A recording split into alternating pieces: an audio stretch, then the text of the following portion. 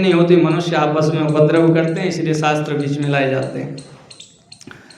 न तो त्वं तजे जातुं नोपेक्षेत कथंचन यत्रानन्दः प्रबोधो वा नाल्पमप्युपलभ्यते वत्सरादपि शिष्येण सोऽन्यगुरुमुपाश्रयेत गुरुमन्यं प्रपन्ने अपि नावमन्येत पौर्विकम् गुरुर्भ्रान्त्रस्तदा पुत्रान् बोधकान् प्रेरकानि। ये कह रहे हैं कि जिस शिष्य को, जिनके पास 1 वर्ष रहने पर भी थोड़े से आनंद की उपलब्धि न हो, वह शिष्य उन्हें छोड़कर दूसरे गुरु का आश्रय ले।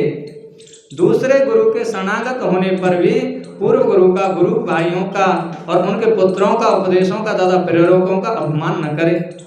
तो यहाँ पर ये कह रहे हैं कि हम दूसरे गुरु की शरण जा सकते हैं, लेकिन उनका अपमान आदि न करें। सर्वप्रथम ब्राह्मण वेद में पारंगत, प्रज्ञा संपन्न, सुंदर, प्रिय दर्शन, सब प्रकार से अभय प्रदान करने वाले तथा करुणामय चित्त वाले गुरु के पास जाकर उनकी आराधना करनी चाहिए और मन वचन कर्म से प्रयत्न पूर्वक उन्हें प्रसन्न करना चाहिए। शिष्य को चाहिए कि तब तक उनकी आराधना करे जब तक वे प्रसन्न न हो जाएं, और उनके प्रसन्न हो जाने पर शीघ्र ही शिष्य के पाप का नाश हो जाता है।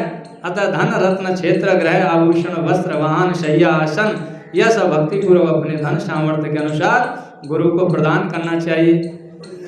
यदि शिष्य परम गति चाहता है तो उसे धन की कर्मठता नहीं करनी चाहिए। गुरु को भी चाहिए कि वो अपने आश्रित ब्राह्मण जातीय शिष्य की 1 वर्ष तक परीक्षा करे, क्षत्रिय शिष्य की 2 वर्ष और वैश्य की 3 वर्ष तक परीक्षा करे।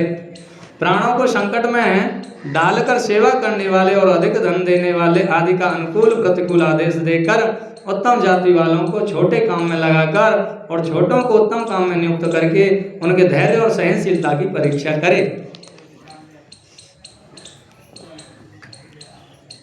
इस विषय में अधिक क्या कहा जाए। जो कोई भी शिव जी का आश्रय ले लें और गुरु का अनुगत हो जाए तो गुरु को चाहिए कि वे उसको दीक्षा आदि से संस्कार संपन्न करें। यह अवश्य है कि अधिकारी भेद से संस्कार की प्रक्रिया भिन्न हो जाती है। गुरु के द्वारा देखने, छूने अथवा वार्तालाप करने मात्र से साधक में निर्मल बुद्धि का उदय होता है और तब वह नाना विधि दोषों से पराजित नहीं होता।